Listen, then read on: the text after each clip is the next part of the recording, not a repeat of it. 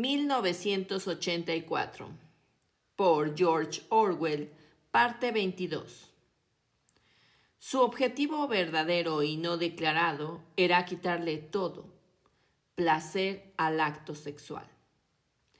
El enemigo no era tanto el amor como el erotismo, dentro del matrimonio y fuera de él. Todos los casamientos entre miembros del partido tenían que ser aprobados por un comité nombrado con este fin. Y aunque al principio nunca fue establecido de un modo explícito, siempre se negaba el permiso si la pareja daba la impresión de hallarse físicamente enamorada. La única finalidad admitida en el matrimonio era engendrar hijos en beneficio del partido. La relación sexual se consideraba como una pequeña operación algo molesta, algo así como soportar un enema. Tampoco esto se decía claramente, pero de un modo indirecto se grababa desde la infancia en los miembros del partido. Había incluso organizaciones como la Liga Juvenil Antisex, que defendía la soltería absoluta para ambos sexos. Los nietos debían ser engendrados por inseminación artificial.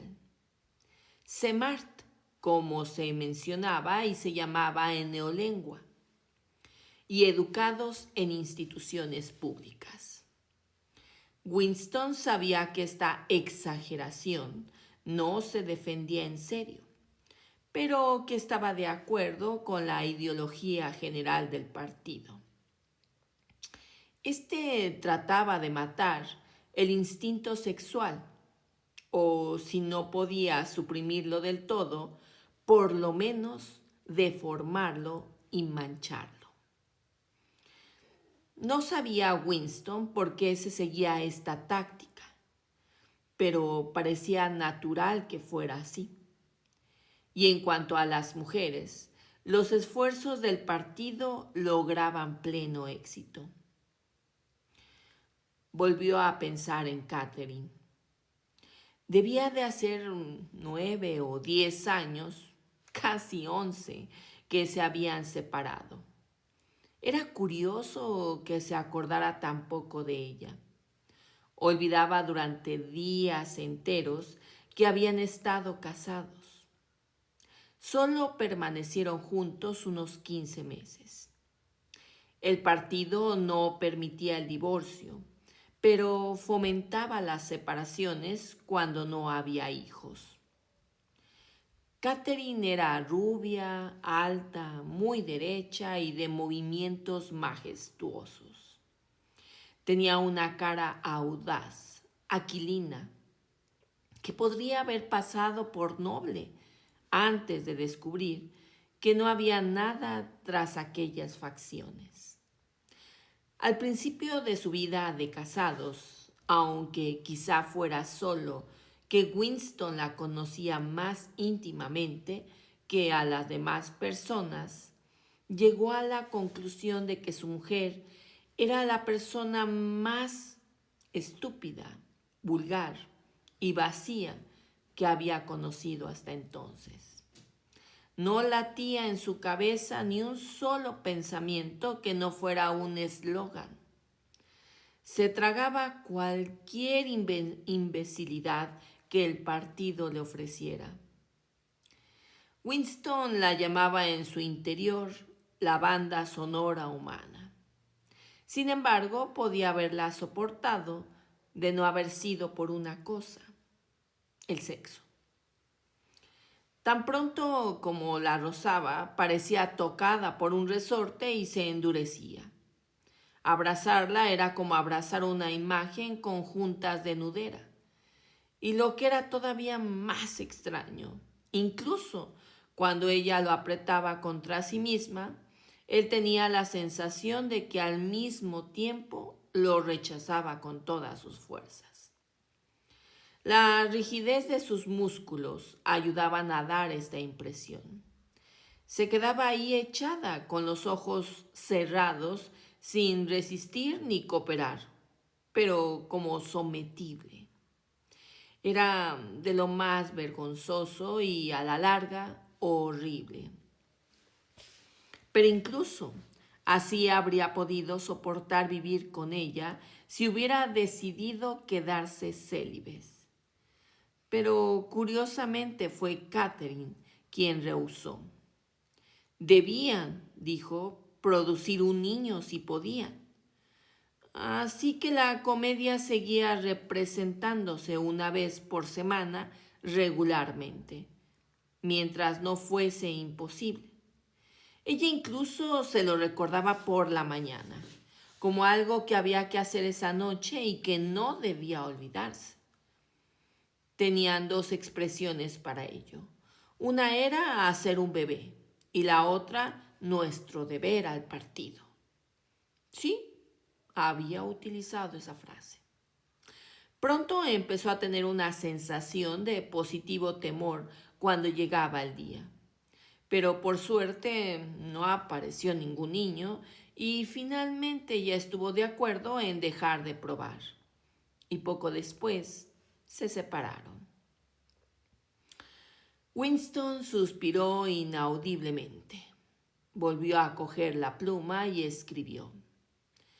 Se arregló la cama y enseguida, sin preliminar alguno, del modo más grosero y terrible que se pudo imaginar, se levantó la falda y yo. Se vio a sí mismo de pie en la mortecina luz con el olor a cucarachas y a perfume barato. Y en su corazón brotó un resentimiento que incluso en aquel instante se mezclaba con el recuerdo del blanco cuerpo de Catherine, frígido para siempre por el hipnótico poder del partido. ¿Por qué tenía que ser siempre así? ¿No podía él disponer de una mujer propia en vez de estas furcias a intervalos de varios años? Pero un asunto amoroso de verdad era una fantasía irrealizable. Las mujeres del partido eran todas iguales. La castidad estaba tan arraigada en ellas como la lealtad al partido. Por la educación que había recibido en su infancia, por los juegos y las duchas de agua fría, por todas las estupideces que les metían en la cabeza, las conferencias, los desfiles, canciones, consignas y música marcial, les arrancaban todo sentimiento natural. La razón le decía que forzosamente habría excepciones, pero su corazón no lo creía. Todas ellas eran inalcanzables, como deseaba el partido. Y lo que él quería, aún más que ser amado, era derruir aquel muro de estupidez, aunque fuera una sola vez en su vida. El acto sexual bien realizado era una rebeldía. El deseo era un crimen tal. Si hubiera conseguido despertar los sentidos de Catherine, esto habría equivalido a una seducción, aunque se trataba de su mujer. Pero tenía que contar el resto de la historia. Escribió. Encendí la luz. Cuando la vi claramente, después de la casi inexistente luz de la lamparilla de aceite, la luz eléctrica parecía acogedora y cegadora. Por primera vez pude ver a la mujer tal como era. Avanzó un paso hacia ella y se detuvo horrorizado. Comprendía el riesgo a que se había expuesto. Era muy posible que las patrullas lo sorprendieran a la salida. Más aún, quizá lo estuvieran esperando ya en la puerta. Nadie iba a ganar con marcharse sin hacer lo que se había propuesto.